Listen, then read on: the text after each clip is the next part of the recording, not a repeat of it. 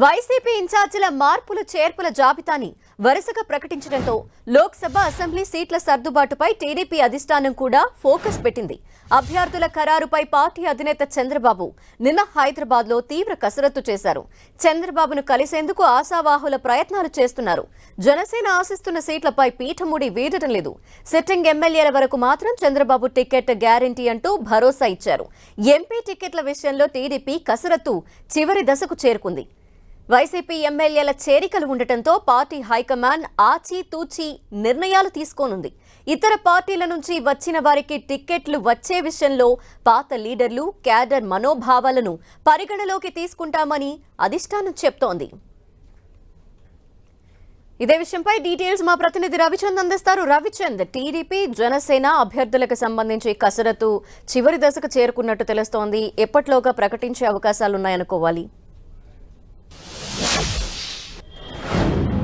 ధనలక్ష్మి, ఇరువురు జనసేన కావచ్చు టీడీపీ రెండు పార్టీల అధినేతలు ఏదైతే ఆ పార్టీకి సంబంధించిన ఆశావాహుల వడపోత కార్యక్రమాన్ని అయితే శ్రీకారం చుట్టారు. ఎక్కడ పార్టీలు పోటీ చేస్తాయి, ఎక్కడ అభ్యర్థులు ఎవరున్నారు అని ఐవీఆర్ఎస్ సర్వేలు పెడుతున్నారు. అభ్యర్థుల తుది కసరత్తు అయితే రెడీ అవుతుందని చెప్పుకోవచ్చు. టీడీపీ అధినేత విషయానికి వస్తే ఆయన గత 4 రోజుల నుంచి కూడా హైదరాబాద్ నివాసంలోనే ఉంటున్నారు. ఎవరిని కలవకుండా ఆయన ఒక్కరే ఎక్సర్సైజ్ అయితే చేసుకుంటూ ఉన్నారు. అభ్యర్థుల కసరత్తు చివరి దశకు వచ్చిందని చెప్పుకోవచ్చు.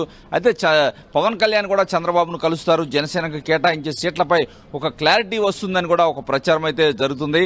ఈ నేపథ్యంలోనే చంద్రబాబు మొత్తం కూడా సీట్లకు సంబంధించి కూడా జనసేనకు కేటాయించే సీట్లలో కూడా ఆయన ఎక్సర్సైజ్ చేస్తున్నారు. బలమైన అభ్యర్థులు ఎవరున్నారో కూడా ఆయన ఒక బేరోజు వేసుకుంటూ ఉన్నారు. ఇప్పటికే అనేక వర్గాల నుంచి కూడా సమాచారాన్ని సేకరిస్తున్నారు. పార్టీలో ఎంతమంది పోటీలో ఉన్నారు, వారిలో ప్రజల్లో ప్రభావం చూపేవారు ఎంతమంది, క్యాస్ట్ కాంబినేషన్ ఎలా ఉన్నాయి అనే అన్ని అంశాలు కూడా చూస్తున్నారు. ఒకవేళ జనసేనకి ఇవ్వాల్సి వస్తే అక్కడ టీడీపీ నేతల పరిస్థితి ఏమిటి అన్ని కూడా పరిశీలిస్తున్నారు. మరోవైపు ఆశావాహుల ఒత్తిడి కూడా చంద్రబాబుపై ఎక్కువగా ఉందని చెప్పుకోవచ్చు.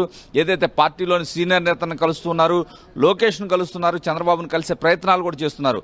ఈ నేపథ్యంలోనే చంద్రబాబు, లోకేష్ కూడా అమరావతి నుంచి తన మకాన్ని హైదరాబాద్కు మార్చేశారు. అక్కడే మొత్తం కూడా సీట్లకు సంబంధించి వ్యవహారం అంతా కూడా నడిపిస్తున్నారు. ఎందుకంటే అక్కడ కొంతవరకు కేడర్ నుంచి కావచ్చు, నేతల నుంచి ఒత్తిడి తట్టుకోవచ్చు. వారిని ఎవరిని కలవకుండా ఏకాంతంగా పనిచేసుకునే ప్రయత్నం అయితే చేస్తున్నారు.